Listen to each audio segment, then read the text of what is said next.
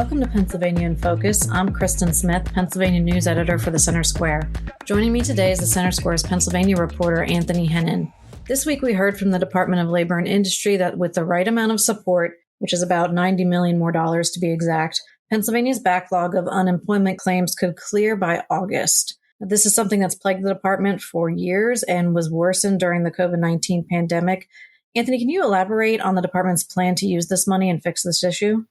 Yeah, so I think when you listen to a lot of these ongoing Appropriations Committee hearings, what you hear from a lot of different state level agencies and departments is a lot of their problems stem from, occasionally, a lot of this will come in for underfunding, but another thing is saying a lack of employees or a high turnover rate or too many vacancies than what they're allotted for. You hear this from Pennsylvania State Police, you hear this from the Department of Environmental Protection, and so you're also hearing it from the Department of Labor and Industry. So they're handling a lot of these unemployment claims, and it's a long backlog. Basically, if you try calling in now, if you're able to get through after staying on the phone for an hour or more at times, it's probably not going to be months until they really get around to processing your claim. So this is not a new problem. This has been something ongoing essentially since the pandemic hit, basically. So what the department's trying to do, they've already made strides to hire more people to work through this stuff. They're looking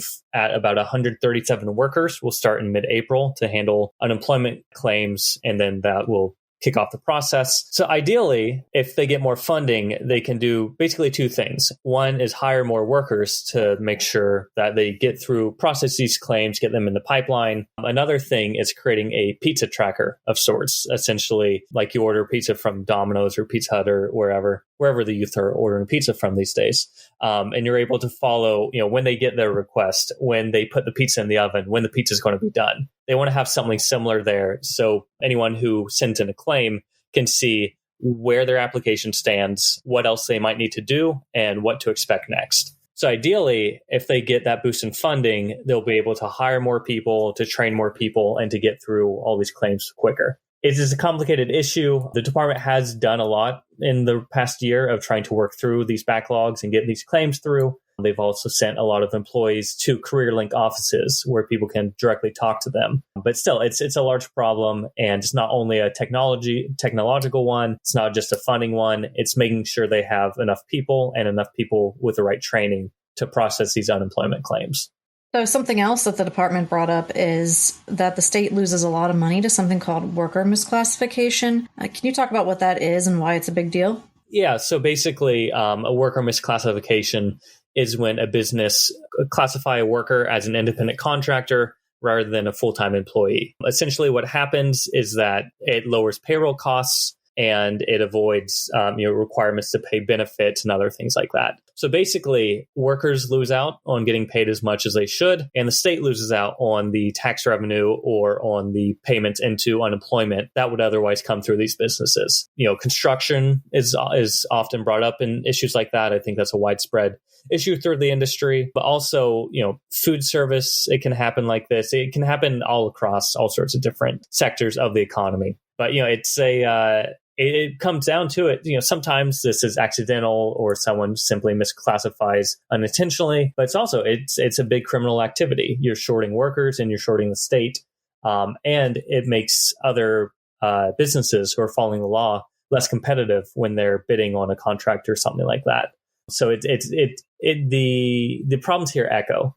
And when you're looking at the Unemployment Compensation Trust Fund, the Department of Labor and Industry estimates that trust fund every year loses out on about $91 million due to misclassifying workers. So it's a big impact on the budget, and it can really manipulate who wins out on some of these larger contracts, either in the public or the private sector.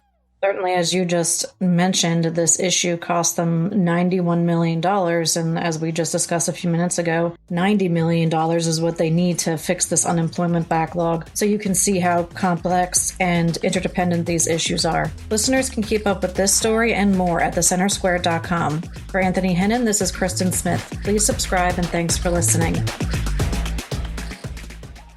Freedom and liberty are important to all of us. If you're looking for civil, intellectual conversations with those shaping the future of freedom, try the Future of Freedom podcast with me, Scott Bertram. We speak with leaders across the country in the greater conservative and libertarian movements. In-depth conversations about where the next intellectual battles will happen across the country. It's the Future of Freedom podcast. Find it at americastalking.com or wherever you get your podcasts.